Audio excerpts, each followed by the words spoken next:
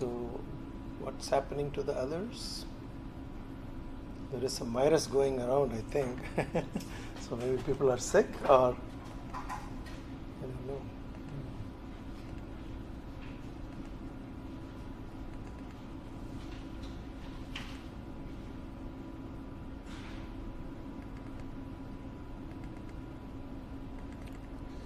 Are there any other questions? Let's also try to address that question that you had. Let me see if I can find the COMSOL file somewhere.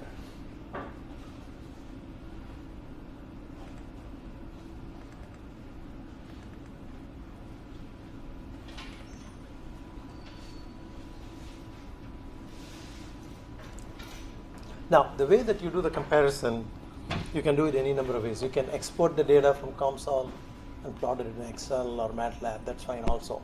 Okay. But COMSOL gives you the ability to introduce new variables. We saw that you can create a variable called PP for pressures and then put that analytical expression, use that to generate the data for analytical one. And then on the same graph, plot the internal symbol that it uses for pressure.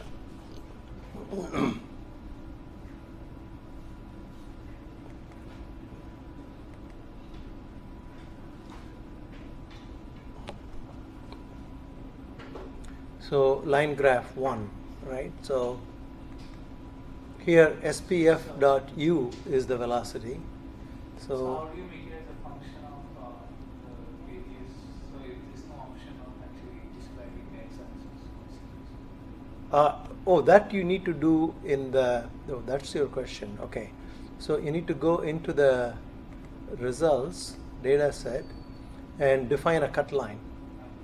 And define the cut line along that radius. Okay, so your geometry is something like this. Okay, so when you're defining a cut line, you can specify two coordinate points, point 1 and point 2. That is, you're giving its R and Z location for this point and that point. When defining a cut line, you can define cut line by a number of ways. One is a point and a vector. The other one is 2 points. So if you define these 2 points, what it does is it extends that and finds into a domain where that line passes through and samples data along those lines. And it stores it in this cut line data set. Okay, so if you, for example, if you look at this cut line, the coordinate points are 3 and minus 0.2 and 3 and plus 0.2, connecting those 2 points, right? And it will have the data sampled along that. You can specify how frequently you want to sample in this box, and then that data becomes available for you to plot in another place. 1D line graph along those cut lines. So you create the cut lines, and along those cut lines you extract the data, and then you plot it. This is the graph. So that's where you extract the data, and this is where you plot the data. Okay. And the question, that final question I think you had is, how do I select pressures, right? It's probably somewhere here. Insert expression.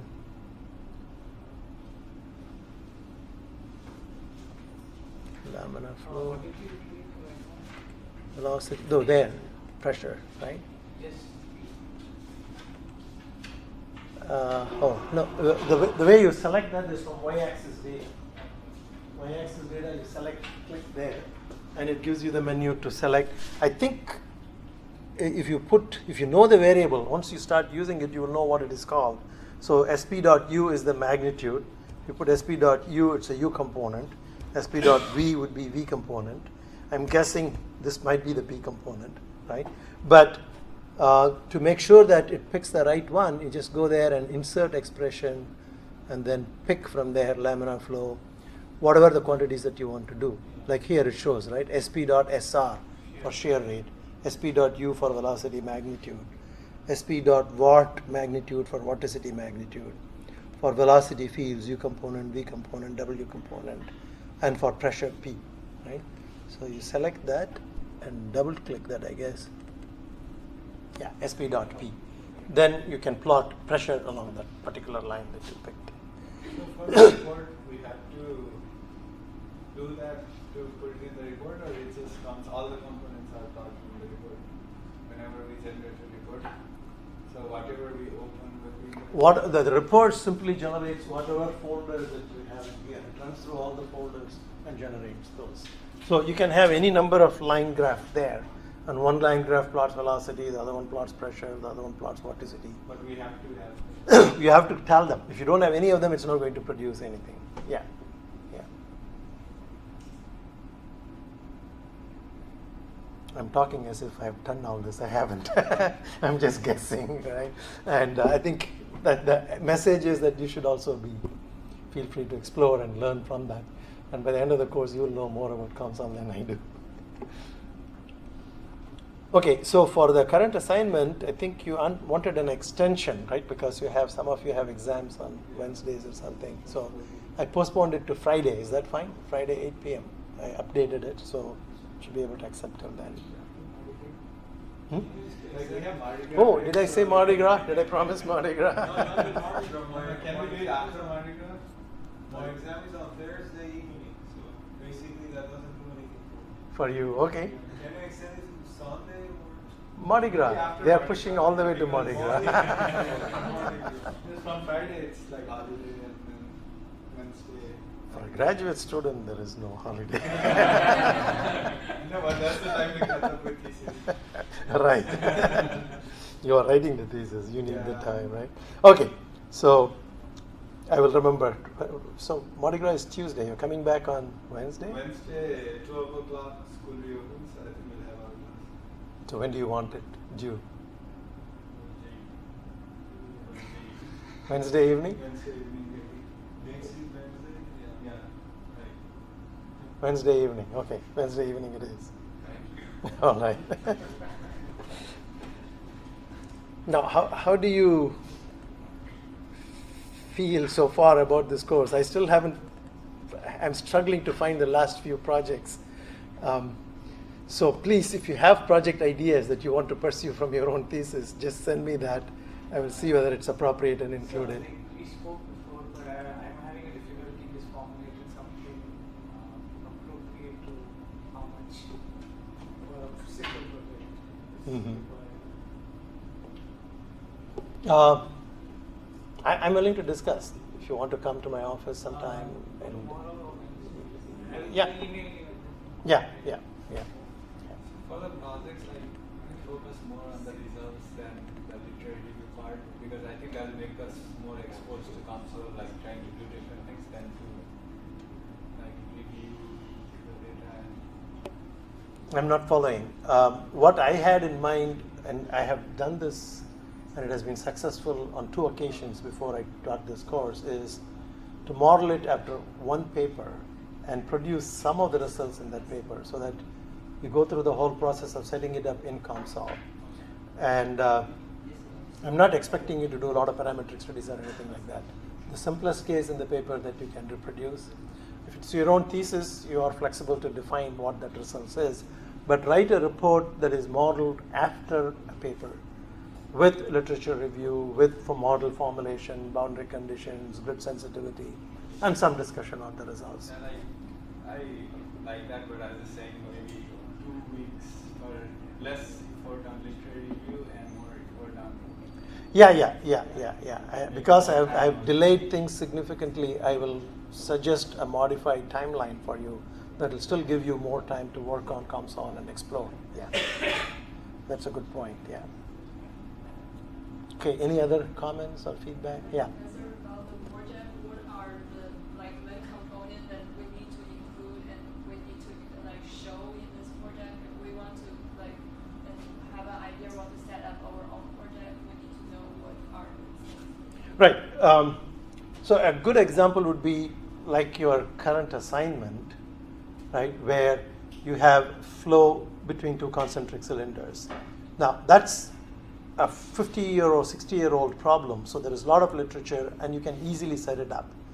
I can put 2 fluids in that, and that would increase the level of difficulty, because the papers are appearing in the last 10 years on the same problem, right? So you essentially have 2 immiscible fluids, oil and water, between rotating cylinders and what happens to the interface.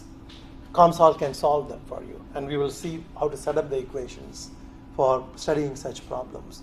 So, and I will give you one paper that has been published on that, experimental paper. And so you would then use that as an example to set up a simulation. So most of the time should go in setting it up and learning COMSOL.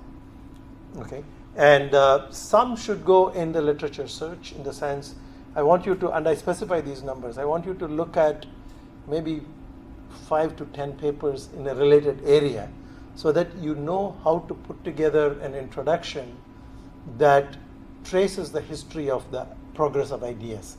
So what was the first paper like, and how did they build on, and what is the current status? No paper completes the story ever, right? See, these problems are so complicated that people make certain approximations and focus on certain parts. So that part in the literature search, the literature review section, you will address that. And then a formulation section would essentially typically come from the paper that I give you itself. These are the equations I'm going to solve. These are the boundary conditions. This is my domain. And then the results and discussion section.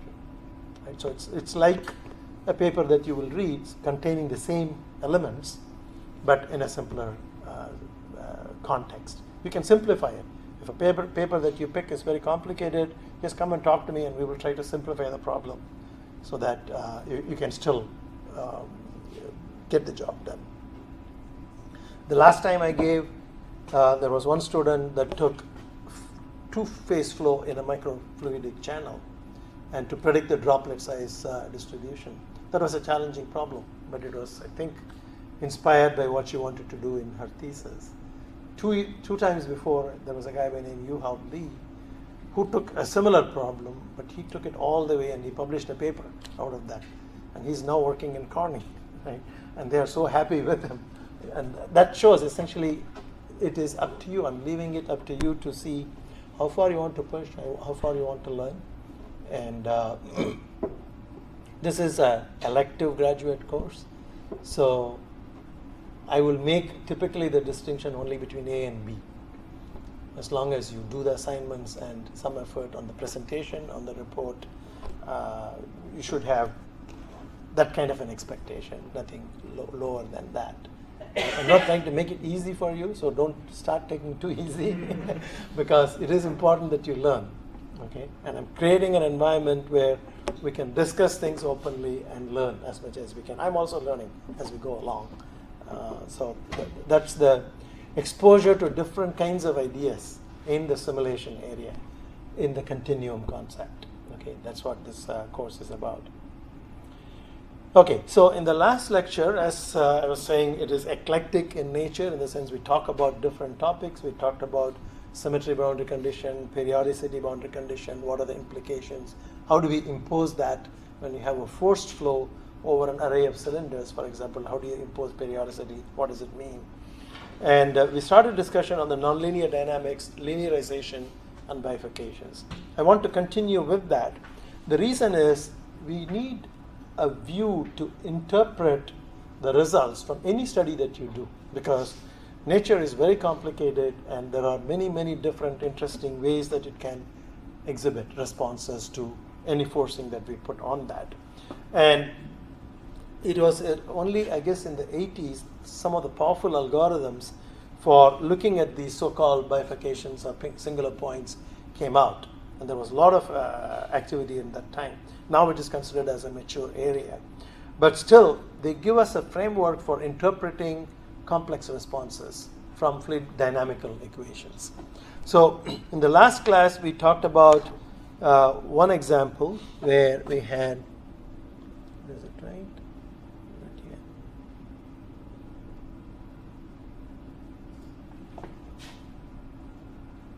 Oh, okay.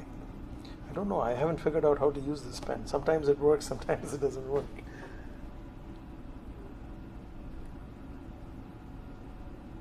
That's the laser pointer. Okay. So we saw a case where we had what we call the fold bifurcation. That is, no solution for a parameter below 0, but there are two solutions for the parameter A. So in such problems, you have some function as a function of a parameter equal to 0. Some nonlinear algebraic equation where x is the state and a is a parameter. As you change the parameter, the state can exhibit different kinds of behavior. And in this section of the lectures, we are talking about what are the possible behavior, and then we will relate it to fluid mechanical equations, because fluid mechanical equations, when you, after you've derived them, when you discretize them, this is what you get. Either you get this, or you get its dynamical version of it, which is dx dt equals f of xa. Okay? So we have already seen early part of the course how to solve such equations in MATLAB using fsolve and using ODE 4.5. Now we are looking at some of the complicated responses that are possible. Like if you're using fsolve, two different persons use fsolve to solve the same problem, but they get two different answers. Why is that? How can we understand that? So this example today is about first order equation still, but it has a cubic nonlinearity. Previously it had a quadratic nonlinearity, something like a minus x squared, that gave us this kind of a parabolic solution with two possible states at certain value of a. One was stable, the other one was unstable. So we learned how to understand the stability analysis, the so-called linear stability analysis, by linearizing the equation, looking at whether the perturbation grows or decays. Okay? So I'm going to illustrate that same thing with a cubic nonlinearity. So when I set this equal to 0, what I'm going to get is a cubic equation. That is the steady state part. This is the dynamical part, and this is the steady state part. So this has three roots. One root is xs equal to 0, which is obvious. The other root is after you factor xs, you're going to get plus or minus square root of a over b. So there are three solutions that I have here. Okay, now I've told that a and b are both positive. Okay, they're greater than 0. There are two parameters in the problem. So this two parameter problem can exhibit a more complicated response. So to understand the linear stability analysis, I go through exactly the same process. That is, write x as x prime, xs plus x prime. And then I get x prime is the perturbation around the steady state xs. So when I do the Taylor series expansion, ignoring the higher order terms, I get f of xs as equal to 0 because that satisfies the steady state. And this is my Jacobian evaluated at the steady state. And this is my perturbation variable. And I'm interested in answering the question, does the perturbation die or grow? If it dies, it's a stable system. If it grows, it's an unstable system. So the answer to that depends on the sign of the Jacobian of this derivative. Okay? And so this is stable for a less than 0. Okay? So there is a solution. If you plot the solution, I guess I have it in the next place, with a for a constant b. Okay, so suppose b is greater than 0 and a constant b. So you will have such planes for each value of b, because there are two parameters in the problem. One parameter I'm changing along the x-axis. The other parameter I'm fixing it as a constant. Okay, so a can be negative or positive, and both are possible. But the solution is 0. Pardon me? It was outside. Oh. So a can be negative or positive. If a is negative, I get a stable solution, because what I need to do is put a as negative in the Jacobian. Okay, and x is square and b is positive. Square will always be positive. So this is going to be always negative. When a is negative, this term is always negative, and that is your e to the power lambda t. So that part of the solution on the negative side of a will always be stable. But the moment you go to the positive side, it becomes unstable. Why does it become unstable? Because a is positive now, right? And xs is 0. And for that solution, xs is 0. So this is positive, so lambda is positive. So this solution on xs equal to 0 becomes unstable, indicated by a dashed line. But there are two other solutions. One is the plus square root of a over b. The other one is minus square root of a over b. Okay, and they both will be stable, and you can see why that is. A minus what we have here is 3b times xs squared, but xs is plus or minus square root of a over b. When you square it, it's simply a over b. So substitute a over b, and the b and b cancels, so you get minus 3a plus a, so which is minus 2a. So that will always be negative. So these two solutions are always stable. Okay? So there are three solutions for a greater than 0, only one solution for a less than 0. The solution for a less than 0 is always stable. These arrows indicate no matter where I start with an initial condition for x, it will go to that steady state. Okay? And once you cross this threshold, you have, this is called a pitchfork bifurcation because it looks like a fork. Okay? And there are three states possible. One is unstable, two others are stable. And this is exactly the picture that we talked about in the last class when we had this string that was hooked through to a wooden block where it can go to the left side or right side. Yeah. So when xs is 0 and a is positive, it can go to like any of the solutions, like to be Xs equal to 0 is, oh, you mean as an initial condition? Yeah, so which direction does it, like it can go anywhere or it depends on some factor? That's a good question. So do you follow the question? I think what he's asking is, if I take this and try to integrate it to find the solution of x as a function of time, I need to provide an initial guess. If I provide my initial guess as 0, which one will it go to? Will it go to the top one or the bottom one? Right? That's your question. What do you think? I think you know the answer to that. Can anybody guess? Depends on the algorithm. Depends on? The algorithm. Like if we solve it. It depends on the integration algorithm that you use, ODE45, what it does. Right? If in the first step it introduces an error, if the error takes it to the upper part, then it will move towards that. If it takes it to the lower part, it will move toward that. So there is a region of attraction, and when you are right on the border of that region that separates the two, which way it will go is depending on the algorithm and depending on the round of errors introduced in the calculations. So one algorithm is always the same side, or it can be random? It can be random because it is, as I said, it is introduced, it's determined by the round of errors in the machine precision. And this is exactly what led Lorentz to discover the chaos concept. Right? Because what he did was, he had a set of three ordinary differential equations that he was integrating in the 70s or late 60s, early 70s on a lousy computer. And he had to let it run overnight. And the next day he came, the computer had done 10,000 steps that he asked it to do and stopped. So he said, it looked pretty random, and I will show you. In fact, you did this in your previous assignment, I think. And he took the last printout for the three states as the initial guess and restarted it. And when he took the last one, he didn't take all the significant digits. He said, well, I'm going to take 3 digits from the printer out, and I put it there. And he got completely different answers, right? And he didn't ignore that, and that's what led to his paper, very famous paper called deterministic non-periodic solutions. They are deterministic still because they are determined by an ordinary differential equation, but it has very statistical kind of a behavior. It's not periodic, not steady state, and that opened up the whole topic of chaos, and there's a whole book devoted to just Lorentz equation. And I think I have some slides from that too later on.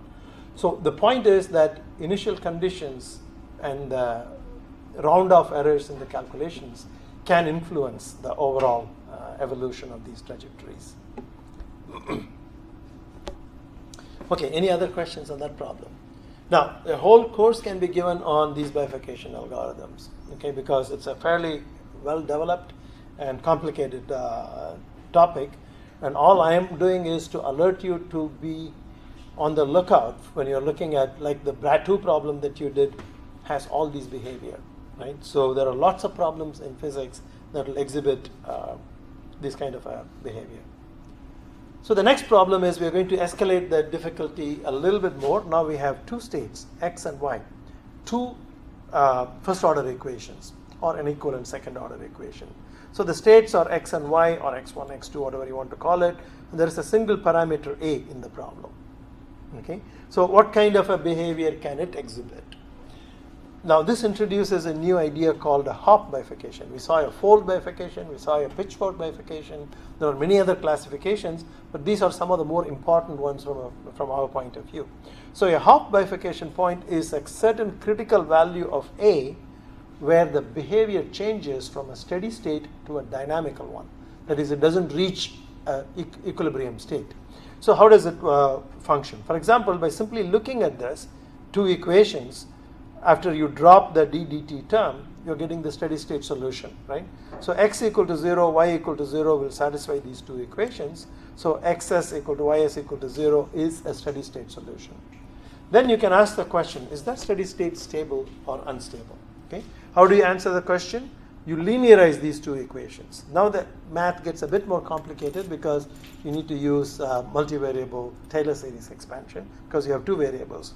And when you linearize this, you get this Jacobian, which is nothing but the derivative of the first function with respect to x, the derivative of the first function with respect to y. Similarly, in the second row, you will have the derivative of the second function with respect to x, and then with respect to y. So you take the derivative, you get this matrix. Evaluated at x equal to 0, y equal to 0. Because this Jacobian is evaluated at the steady state. Okay. The next assignment, you'll probably have a couple of more assignments, will be on doing this linearization, because I think it is important for you to go through the exercise. You can do these linearizations beautifully in MATLAB if you know symbolic toolbox in MATLAB. Okay. So the linearized equations then look like this. And you can find out what the eigenvalues of this matrix are by simply solving j minus lambda I equal to 0. That's the eigenvalue problem. You already know from first assignment, if you have a matrix like this, you pass this to EIG routine in MATLAB, it gives you the two eigenvalues. It's a 2 by 2 system. The two eigenvalues will be a plus or minus square root of I. I is the complex variable, square root of minus 1, right? So if this is the solution, if these are the eigenvalues, the solution is going to be e to the power lambda t, right? So when a is negative, what happens to those perturbation variables? Decay, because the real part is negative. But when a is positive, it will blow up, right? But when a is 0, what happens? It's a particular case where you get sustained oscillation because it is e to the power I x. E to the power I is cos plus I sine. So you just have a closed circle as the trajectory. So that is a critical point where a steady state which was stable before, that is a less than 0, and is unstable as a greater than 0, at that point produces what is called a limit cycle, a closed orbit. Okay? And you can think of planetary motions as all limit cycles to some dynamical systems. They just go in orbits, right? So this is the picture of how it looks for the trajectories. When a is less than 0, you start somewhere. Now the state space is two-dimensional, so there is x and y. Okay? So if I start somewhere here, because it is a is negative, it will decay and go to the origin. Origin is the steady state solution, x equal to 0, y equal to 0. Right? But if you have a case where a is greater than 0, there is this circle. That's a closed limit cycle. If you start anywhere outside of that, it will be attracted to that and will just go on that circle forever. If you start anywhere below that, even close to the steady state, because the steady state is unstable, even if you start close to there, it will just go away until it becomes coincident with that limit cycle. So it doesn't blow up. So when we say something is unstable, it blows up, in the linear sense only, because it is a linearized equation that tells you the exponent is positive. So the linear solution would be unstable. It will exponentially grow from there. But the nonlinear mechanics in the equations will arrest it to some other equilibrium state. That may be a steady state, that may be an oscillatory state. Okay? So this is the idea of a limit cycle. Now when the limit cycle itself can become unstable. And when that happens, you get this so-called chaotic attractors, where it doesn't have a closed orbit, but it just wanders in the state space over a certain region. Now the analysis for the half bifurcation in this case continues because it's a simple problem. So you can make this transformation from Cartesian frame to cylindrical coordinates. X equals r cos theta and y equals r sin theta, or x plus I y equals r e to the power I theta. When you make this transformation, the two equations that you had in the previous slide, these two equations simplify tremendously. They become uncoupled. So the first equation depends only on r and of course the parameter. The second equation depends only on theta. So you can integrate them separately, okay, and know what the trajectory looks like. And this trajectory tells you that as t goes to infinity, this term drops out and r0 cancel. So the radius of that is going to be just a. Now remember, this is a full nonlinear solution. We didn't linearize it. We just made the transformation. We had still the nonlinear equations. We were able to integrate that because we were able to separate that. So it's a lucky example. And so these behaviors are actually true in the sense the amplitude of the circular oscillation will depend on where you are in A. Because this goes to 0, this cancels, and the radius of the orbit is A. So this is how you typically indicate a half bifurcation. Above A, you always get an orbit. The amplitude of the orbit depends on how far you are away from the origin. Any questions? The thing that you notice here is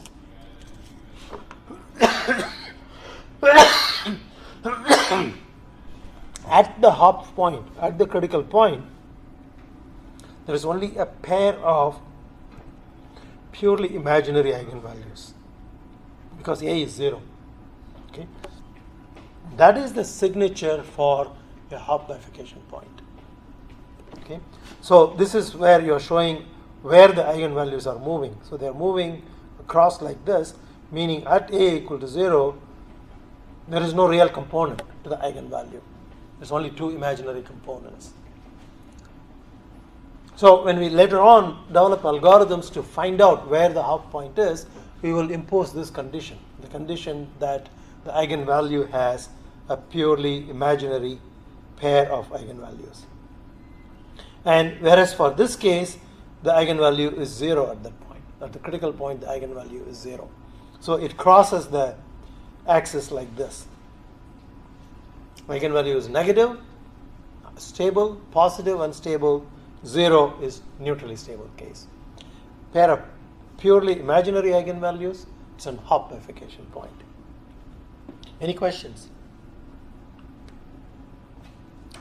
Okay. So this is the problem that you solved in your second assignment. Now we are escalating to 3 ODEs. We did 1 ODE, a couple of examples, and then 2 ODEs, 2 ordinary differential equations. This is the 3 ordinary differential equation case that was derived from Navier-Stokes equation, which we have already seen. And by severely truncating, and there is actually a paper, I'm going to make that as one of the projects, so that we get to discuss in the class when that student presents it. So how do you take Navier-Stokes equation, which is a complicated PDE, nonlinear PDE, and reduce it to get a reduced order model? That idea of reduced order model will also come in handy. That captures all the complexities in the Navier-Stokes equation, yet simple enough so that you can do analysis on this. So this one has a number of parameters. PR is the Prandtl number, and B is a parameter here. And it has a steady state that is known, xs, ys equal to plus or minus br minus 1, z equals r minus 1. So there is a third parameter r. R, B, and PR are 3 parameters in the problem. This was a famous problem that for certain ranges of parameters, Lorentz integrated and obtained a graph like that.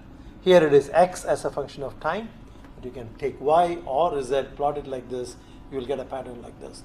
There is no regular period, there is no steady state, but it looks like it's a random chaotic motion. But if you plot it in a 3-dimensional space, x versus y versus z, you see a beautiful picture. What it says is no matter where you start in the state space, that is x, y, z at t equal to 0, no matter where you start, it will migrate its way into the strange attractor.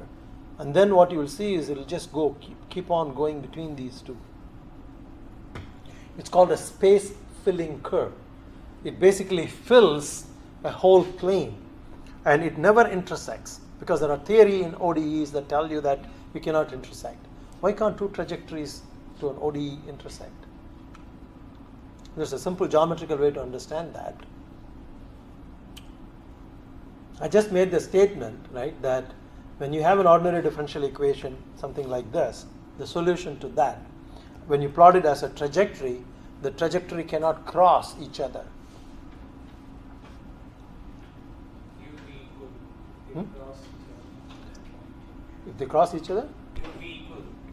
there would be an ambiguity, because if they cross each other, then when you give that as an initial condition, you'll have no idea which way it will go, right? For example, let me just try to plot this.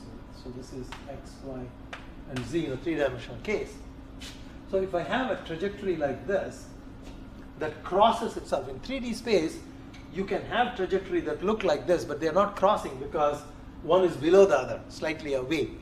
That's fine, but they cannot be exactly crossing at this point, because if that is the case, if I give this as my initial condition, I don't know whether it's going to go this way or it's going to go that way, right? There is an ambiguity. And for ODEs of this type, as long as this function is continuous, there is a theorem that says the solution is unique. So you give it an initial condition, there is only one trajectory. Trajectory may be very, very complicated, but there is only one trajectory. Okay? So that theorem helps us to understand that trajectories never cross in such a complicated situation, but they can be running close to each other and filling the space. And this is related to fractal structures, etc. So the whole field of structures and chaos, fractals and chaos came very prominent around that time in the 80s and 90s. And there is a nice popular book by James Glick, I think, called Chaos. And it's not very mathematical, and it's fun reading that. Any questions on that? I think you plotted these things in your assignment, so you have seen this. And MATLAB has a built-in example. So, in terms of complexity of the dynamical systems, we saw one ODE giving two different types of bifurcations, a fold and a pitchfork, and then two ODE giving you rise to half bifurcation, which is a closed limit cycle, and three ODEs giving rise to chaotic dynamics. Now, this problem we have already seen in the class. This is the classic Taylor-Couette problem, where 1D flow becomes unstable and gives rise to 2D modes, and they become unstable and gives rise to 3D modes. In a 3D mode, you don't have axisymmetry. 2D mode is still axisymmetric. It just broke the axial invariance from continuous to these cells. In 3D modes, you have these waves that form and go around. So the flow gets more and more complicated. Navier-Stokes equation has all these bifurcations embedded in that on the way or the route to becoming a completely turbulent flow. And this is an interesting challenge that was put out by a very famous fluid dynamicist, Benjamin, in 1982. So he did careful experiments in the Taylor-Couette flow, and you should actually kind of turn them upside 90 degrees, because these are all flow between two concentric rotating cylinders. And what he found was, at the same identical rotational speed, he could get any one of these solutions. There were about 17 different states that he found by just careful experiment. And they differ only by the number of cells. For example, here you have 2, 4, 6, 8 cells. If you go here, you'll have 2, 4, 6, 8, and then a 9th cell at the end. And then 10 cells, and 11 cells, and 12 cells, etc. And he wrote a series of articles explaining all this from the point of view of bifurcation theory, stating that there are a number of other intermediate solutions that are unstable, and he could get only all these stable solutions. And he led that as a challenge to computational fluid dynamics. That was that time CFD was becoming as an emerging area, and said, go and calculate all these things. Experimentally, they found out before, they're all embedded in Navier-Stokes equation. But within a year, somebody from Australia actually computed all those solutions. Of course, once you know it's there, it's easy to go and find it. To do it for the first time, when you don't know what the map looks like, is a much more challenge. So basically, the guy from Australia solved these equations over that range of Taylor number and computed all of those solutions. That's a validation of the computational algorithms in some sense. The other problem that's very well known is the so-called Rayleigh-Bernard problem, where you have a plate at the bottom that is heated and it is cooled at the top. And that sets up a density gradient and a buoyancy-driven convection. And when that becomes, the basic state is a conduction state, one-dimensional state, and then that becomes unstable, you get these cells. And they were predicted by Rayleigh and Bernard. Bernard observed it experimentally. Rayleigh did the stability analysis, I think. So it's a very well-known problem. But that problem also has these multiple states. Okay, so in some sense, you will get these roll cells, very similar to Taylor cells. But in other case, you will see these hexagonal patterns. And if any of you is an avid cook in the kitchen, when you are boiling sauces on a saucepan, if the thickness of this is uniform and thin, you will find these patterns that are forming, okay, because you're heating from the bottom and there are convection cells that are set up. See, these hexagonal patterns are very common in those kinds of bottom heated case. And this is another example of a buoyancy-driven instability. Here what you have is a dense fluid at the top and a light fluid at the bottom and an interface between them. And then the dense phase wants to go down, the light phase wants to go up. You can form these fingering instabilities. And all these problems have been studied in great detail in the context of stabilities and bifurcations. This is a beautiful picture that you see on the lower right. The upper one is done in the laboratory. The way that they did this experiment is you take a horizontal channel, fill it with two fluids, water and oil. So in the bottom you have water that's thick, and you have a colored dye, for example. On the top you have oil, mineral oil or something, and initially it's horizontal. And then you tilt it. What happens? There is a convection current set up because the lighter fluid wants to go to the top and the heavier fluid wants to come to the bottom. But as they go, because of the geometry, they shear each other and it sets up so-called shear instability, Kelvin-Helmholtz instability at the interface. This was also analyzed and people were able to predict the wavelength, the distance between these waves. But what is interesting is this is Kelvin-Helmholtz instability observed in nature. Somebody took a picture of it, right? So it's essentially there are two layers in atmosphere of wind that are moving around, and there is a cloud that's in that interface that highlights, that enables us to visualize these Kelvin-Helmholtz instabilities. I think that's a very classic, beautiful picture of phenomena occurring in nature.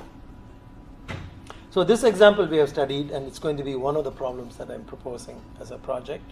So where you have a sudden expansion and the basic state is symmetric, and then you can have this non-symmetric pattern, symmetry breaking bifurcation occurs, also governed by the Navier-Stokes equation. And you can do the stability analysis the same way that we talked about, but for multidimensional systems. You have 10,000 equations. You have to find the eigenvalues of those 10,000 systems to determine which branch is stable, etc. And later on, when we start the numerical methods, I will go over some of the numerical approaches that we've used for this. Okay, any questions? So that's a brief detour on nonlinear dynamics. Okay, what is nonlinear dynamics? Governed by equations of the type.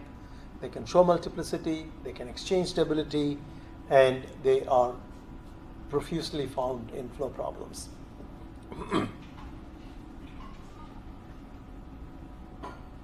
Okay, so now we are going to continue to build the models for more complicated systems. So far, we have seen essentially a single-phase Navier-Stokes equation. And what does it mean when we say we have multi-phase? And what are the scales in which we build models? And what are the challenges in building models in all these scales? So, in reality, if you look at processes, they take place from what they call chemistry scale. This is molecules coming together to react, phenomena occurring at molecular scale. MD, DFT live in this space to be able to understand what are the mechanisms for chemical reaction, physical separation, adsorption, etc. And these things often occur in the context of a fluid or a fluid solid, a catalyst particle in a fluidized bed, right? So these are what we call hydrodynamic scales, where fluid mechanics plays an important role in bringing the molecules together to enable the reaction to take place. So they are coupled. What happens in the molecular scale influences the fluid. What happens on the fluid scale influences the molecules, whether they are close to each other, whether they can react, etc. But we are separating the scales and we are focusing only on this in this course, the hydrodynamic scales. There itself you have micro, meso, and macro scales. Micro scale, you can think of it as solving Navier-Stokes equation without any approximation. Mesoscale is one where you have thousands of particles or millions of particles. You cannot track each particle in a fluid, so you do smoothing, you smooth averaging. So we need to see these concepts of what averaging is, what is an Euler model. And macro scale, okay? And so that's even more filtering occurs so that you just look at drift flux model and things like that, performance models will fall into that category. And plant or reservoir scale. Plant scale would be Aspen ISIS. We all are familiar with that. Just black box, what goes in, what comes out, overall mass balance, overall energy balance. And so the models don't have much insight into what happens inside a particular vessel.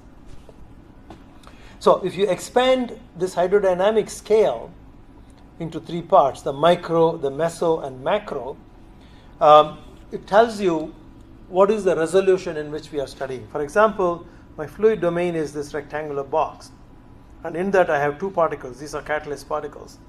If I'm interested in predicting what is the mass transfer at every point on the surface of the sphere, what is the shear stress at every point on the surface of the sphere, I need to resolve that. So I need to have mesh points that are finer than this, finer than the dispersed phase. You already know what mesh points is, etc. in ComSol, right? So when you are resolving the dispersed phase, whether it's bubble or droplet or particles, you have these micro simulation. These are the so-called direct numerical simulation, DNS, in the multi-phase flow context. The mesoscale one is your grid points are very coarse. Not very coarse compared to the equipment size, but coarse compared to the particle size or the droplet size or the bubble size. So in one cell, you will have several particles or several bubbles. Okay? So in those cases, you don't know what is the force that is exerted by the fluid on the particle. In the first case, you can actually compute those. In the second case, you need to input them as closure relationships. Okay? So what is the net force exerted by the fluid on the particle so that the particle moves from this cell to the next cell, for example. So DEM, discrete element method, discrete particle method, fall into this category of the so-called mesoscale. And the next larger scale is you don't even know where the particles are. You just know that there are some particles in this cell. Okay? So you're just color coding, saying red means there are more particles, blue means there are less particles. Okay? So this is the so-called Eulerian filtered models, volume average models. So we're going to see examples of all these models as we add a second phase to the Navier-Stokes equation that we have seen in a more rigorous way. So the picture that you see on the right is a sphere pack. This is how you build porous media, for example, in packed bed or in reservoir simulation. And the interstices are fully resolved, and the fluid flows through the interstices and gets absorbed, reacts, and comes out. So if you resolve this in such detail, it is DNS. It is the first part. But if you kind of smooth out and say, I have an average porosity for the packed bed, use Ergun equation, for example, to be something like the macro scale. So because the computational problem in this is so challenging, we need to pick the right scale for every problem that we pose. So you will see papers in this scale, you'll see papers addressed in this scale currently, as well as in the two-fluid formulation. The two-fluid formulation, or the macro scale, is going to be the one that will help us to solve realistic problems on the industrial scale. But the other two will help us understand the physics. So in our group in EPIC, we have students working on all those scales and different problems. So, any questions on that? Scales. You should have some rough idea of the fact that phenomena occur over a very large scale. Chemical engineers currently have been looking at mostly on this scales since 50s. I think the analogy between mathematics and the processes was kind of emphasized in education, in education in the 50s. And so since then, till 80s, we have developed so much in mathematical modeling, simulators started coming in. And around 80s, 90s, MD and CFD and DFT have come into play. That allows us to go deeper and deeper to understand the fundamental mechanisms. Okay? So we're going to see examples of each one of these cases.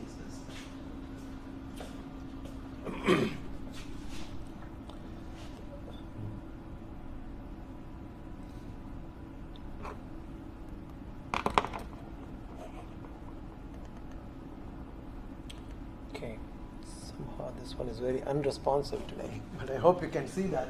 So the first one is some of these materials are taken from ANSYS theory manual because they have the equations for various types of physics. The physics that we are talking about here is the dynamics of a single particle. When I take a single particle and drop it in a fluid contained in a tank, what does the particle do? It just goes down. If it is heavier than the fluid, it will just sink like this. And it starts from zero velocity, and so it accelerates. It accelerates until it reaches a terminal velocity. Why does it reach a terminal velocity? Forces are balanced, so Stokes' drag is balanced against the net weight that is pulling it down. The net weight meaning the weight minus the buoyancy force, right? So if you use that relationship, you actually get an equation like this, a force balance on the particle. So du dt is the acceleration. Of course, there is a rho, but we have divided by the rho. Okay, rho times du dt is the force exerted on that particle, the acceleration of the particle equals sum of the external forces. So the first term is the drag force. The drag force depends on the relative velocity between the fluid and the particle. The second force is the buoyancy force, and you have the option to put any other force that you want. So this is a model that is available in ANSYS that you can pick by simply saying DPM model that you see here. Okay? DPM stands for discrete particle modeling. So you now know in COMSOL, in also COMSOL you have this too. Even though I'm picking the material from Fluent, in COMSOL it's called particle tracking. If you enable the particle tracking, it will solve these equations using the flow field for the fluid that is entered here. Okay? I'm trying to see whether I can blow it up. Okay, so maybe you can see it better. Okay, so when you enable the particle tracking, you solve these equations, but you need to understand where these terms come from. This is the acceleration term. This is the drag term. The drag is dependent on the relative velocity between the fluid and the particle. And this is the buoyancy term. Depends on density difference in gravity. This is any other external force. Normally it's zero. Okay. So this fluid velocity comes from solving the Navier-Stokes equation. So if I have a channel flow, for example, or if you have the Taylor-Couette flow, you solve the flow field and it gives you the flow field, and then you can say, I'm going to put 20,000 particles and see where the particles go into that in the flow field. You can do that simulation by solving 20,000 equations of this template. COMSOL has that, Fluent has that. Okay? Now, they do an analysis here to show that this tau r that you see here is called the relaxation time. And it depends on the density of the particle, the diameter of the particle, viscosity of the fluid, etc., and the drag. So that tells you the time scale. It has the units of time. It tells you the time scale that it requires for the particle to accelerate from zero to its steady state. Okay? So we have a figure here. Okay? So you are looking at kind of estimating this time scale. How long does it take to reach 90% of the steady state, the terminal state?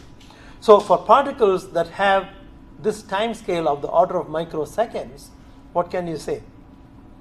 If in a microsecond it accelerates when you apply an external force and reaches its equilibrium velocity, you can say that most of the time it is going to be following the flow field.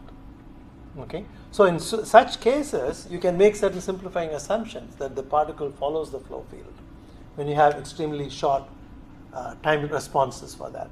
If it is very long, then the fluid flows its own velocity, the particle flows with its own velocity. they have independent way of responding to the enforced pressure. So the Reynolds number here, of course, is defined based on the relative velocity. Okay? So the key point that you need to understand here is there is something called a discrete particle modeling that is available. If you have any situations where you want to track thousands of particles and see where they end up in your flow domain, in your reactor, in your microchannel, whatever it is, if you enable this action, this equation, you'll be able to predict the trajectories. And you can do trajectory analysis after that. So if you have electrostatic forces on the particles, you can model that by adding your own source term through this F. Now, these particles can also have rotation. Okay, when these two particles come and collide, when they leave, these particles come together, they're going to rebound like that. But they can also develop a torque. So there is a torque balance equation, which is the angular momentum equation. So this is the linear momentum balance, this is the angular momentum balance.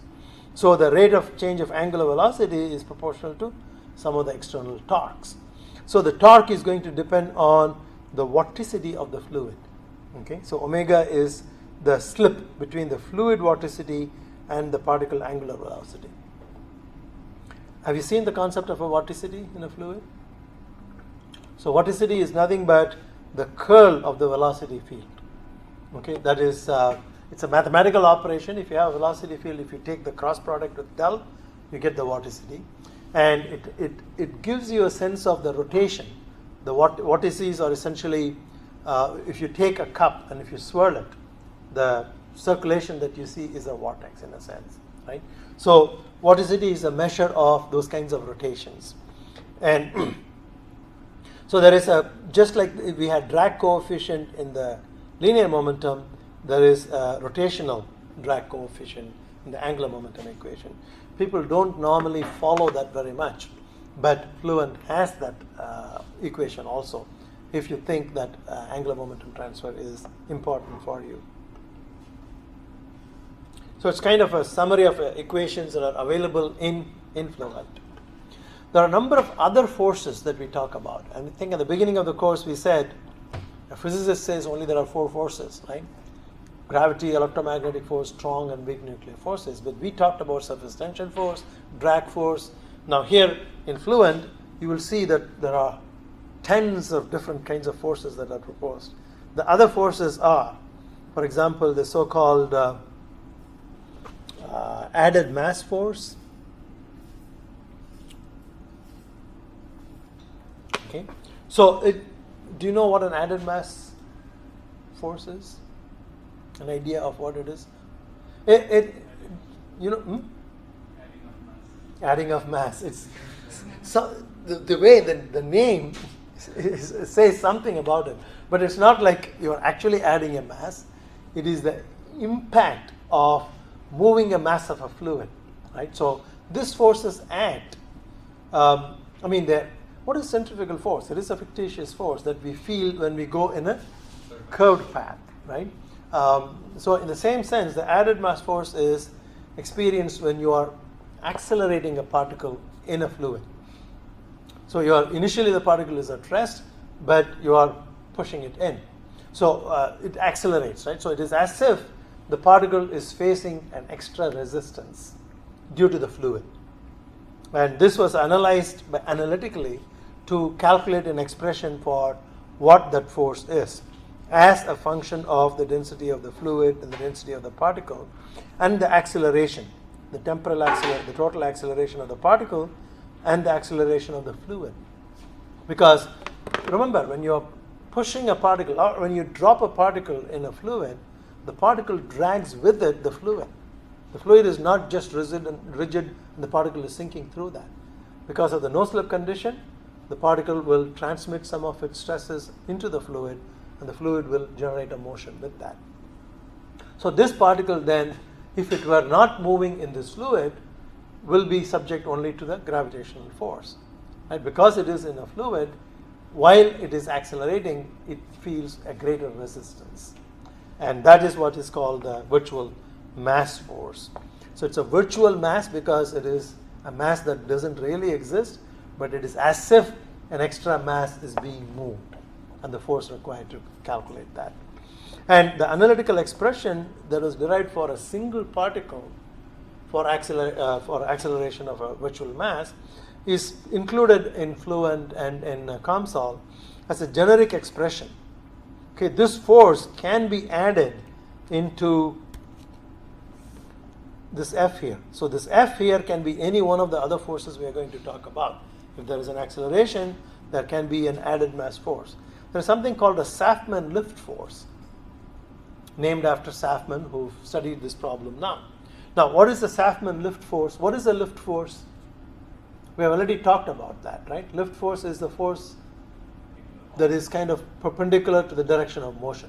So if I have a sphere that is settling, and all of a sudden you see the sphere is not settling vertically, it's going this way, you say there must be some force there, right? How can it move by itself, right? Gravity is moving it this way, I can understand that.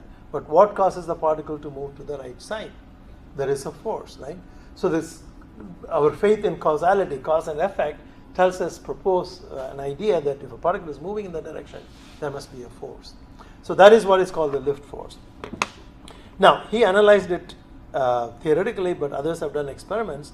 If you take a sphere and put it between two flat plates in a shear field, what do you think will happen? Okay. Think of this problem. I have one plate moving like this, another plate moving like this with a velocity u, and I have a sphere in between. If I put it perfectly in the center, maybe it will just rotate. But if I put slightly off, the asymmetry in that will create an asymmetric pressure distribution, stress distribution, that not only gives it a force like this, but it also gives it a force like that. And he computed that force, and he called that, people call that as the Safman lift force. And that is what you see here, an expression for the Safman lift force that depends on the shear rate. So the dominant mechanism offering this is the shear. So it is depending on the velocity difference and the distance over which the velocity difference is applied. It can go upwards. It can go. I mean, like in this direction or this direction. Yeah. That is a lift force. Right. Lift force is any force that is perpendicular to the dominant direction of the motion. So remember, there is also a third direction here, perpendicular to the board. You would also call that as a lift force, right? So in a sense, when you're having a problem like this, there is a net force exerted by this interaction, and the net force can be something like this, with the magnitude and the direction. You resolve it in the flow direction, you call it drag. The remaining is on a plane after you subtract this, and you resolve it in the two directions in that plane. So there are two lift coefficients, there are two lift forces components. Is it necessarily what's happening in an aircraft? When in an aircraft, what happens? You don't have a lift force that will take the plane in a horizontal direction because of the design. It is designed symmetrically with respect to the body of the plane, so that you don't have forces that push you sideways. You just have a force that pushes it upward because it is designed asymmetrically, right? The wing has to be designed something like this, so that the pressure distribution at the bottom is higher than at the top, that lifts it, right? Of course, when you have a strong wind forcing the plane, it can move in the sideways too, right? But it is the wind that is pushing it in that direction, so you would probably still call it a drag force. In the traditional spirit of component in the direction of the flow is called a drag force. So this concept of a drag and lift is just evolved out of tradition and convenience. That there is just a net force, you can resolve it in any component you want and call it whatever you want. And any questions on that? So these are all options, and we will see the same options available in Euler framework later on also, when the two phases interact with each other. And they're all derived from analysis of a single particle or a single bubble. And extension to multi-species system, multi-particle system is quite arbitrary. This is why we need careful research in this area to firm up all these so-called closure relationships. Now, the Magnus lift force. What is the Magnus lift force? Has anybody heard of that? or can you, kind of looking at the expression, tell what it might depend on? That is the Magnus lift force. It's also a lift force. So rotation. It is driven by rotation. This was driven by shear. Okay, so if I have a fluid that is spinning, a particle that is spinning in a fluid, it will experience a force that is perpendicular direction. And so it depends on omega, the angular velocity. The angular velocity is 0, then the Magnus lift force is 0.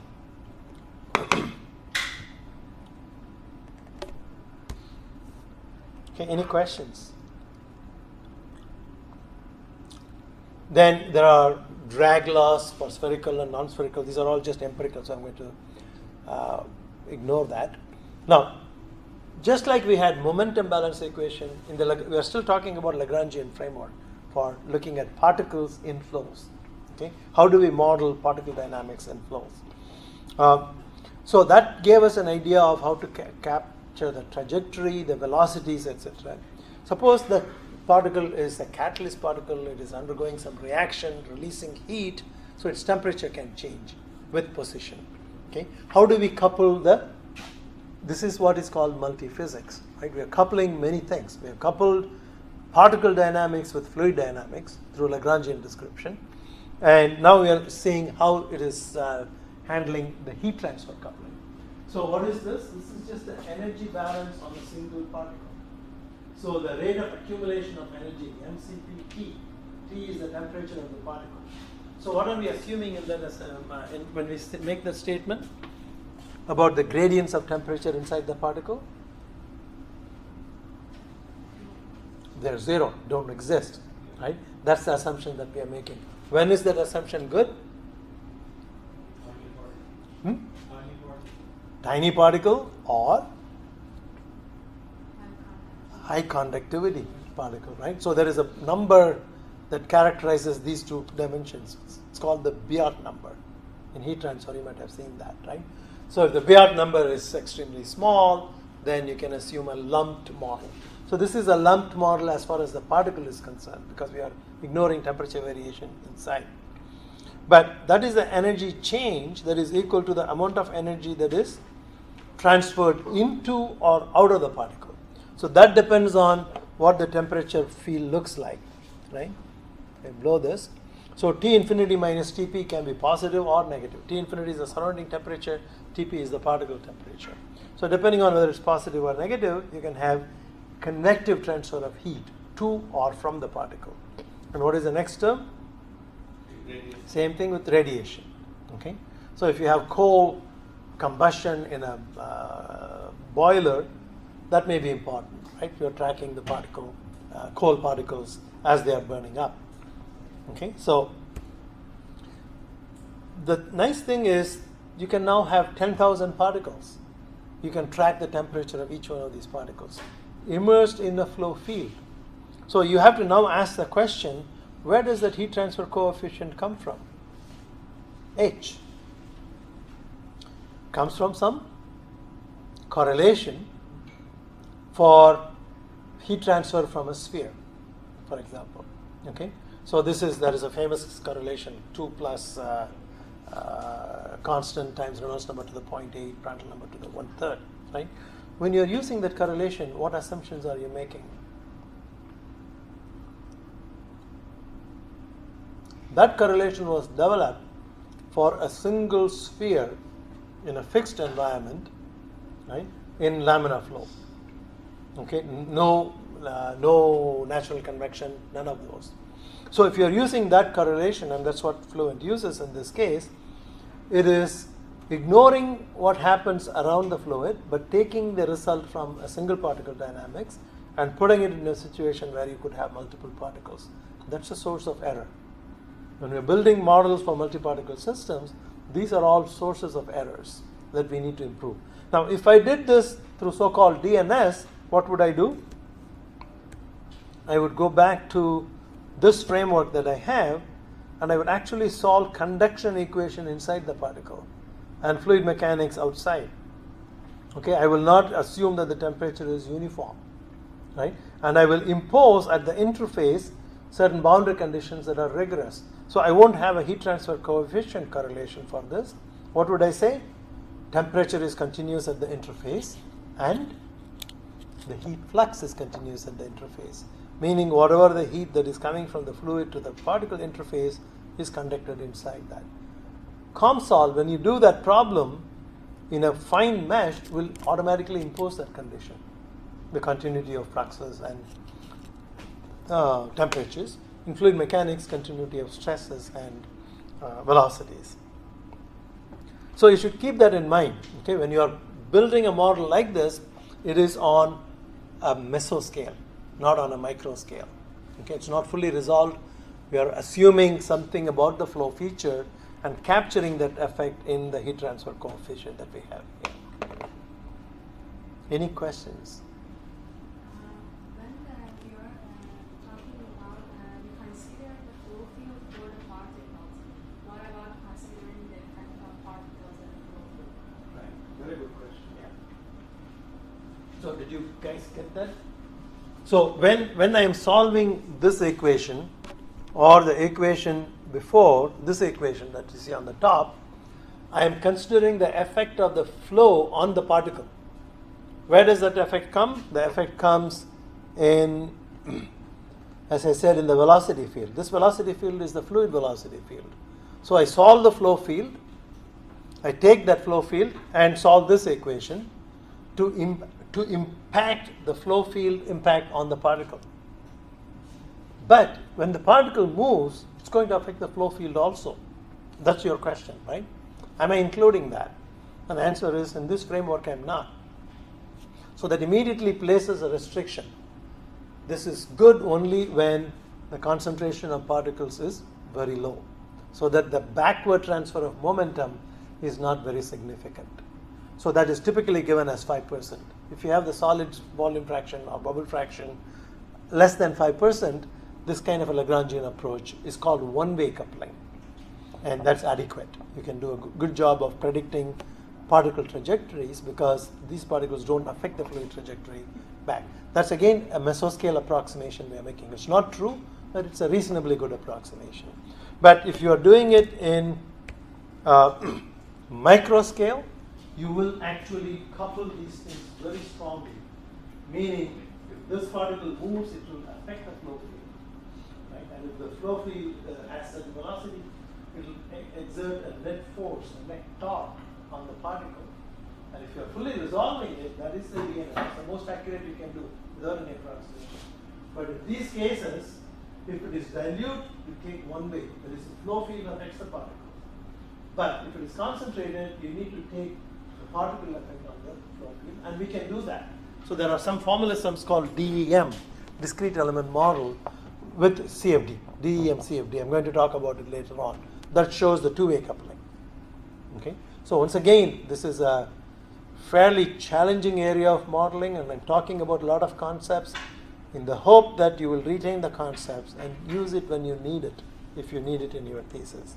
But questions like that tell me that you are keeping up with that. So please keep those questions and thoughts coming.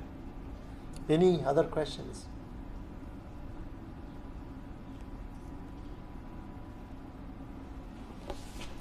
Okay, so that's for heat transfer. Yeah, I have this correlation here for the Rance-Marshall correlation. So I was talking about the discrete element modeling, right, just now. So the discrete element modeling is good for flows that are dominated by collisions. So if I have only 5% of the particles, they are going to be moving in the fluid. They are influenced by the flow field, but they don't come close enough, often enough to collide with each other. So the DPM framework is good for that. Okay? But if you have lots of particles, so that the particle distance is so small, they collide with each other frequently, then there is energy exchange, elastic energy exchange, dissipation of energy through particle-particle interaction. And that becomes important when you have gas-solid fluidized bed, pneumatic transport, slurry transport, etc. Okay? So you need a mechanism, a model to take account of that, and this is where in our own group, we have developed models that have been added to Fluent. And the framework is still the same. Okay, so you will see that the equations are Newton's laws of motion, mdv/dt for the particle, so the drag force, the pressure force, the virtual mass force, gravity, and any other. Okay?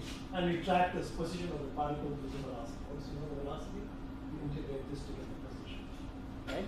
So the difference here is, and this was originally proposed by Kundal and Strack, and the main idea here is when two particles collide, okay, so they kind of compress on each other, they exert a force. That force has to be included in my force equation. How do I estimate that force? So if I treat them, for example, as a perfectly elastic stuff, when the two spheres hit each other, they bump against each other, compress a little bit, and then it is released.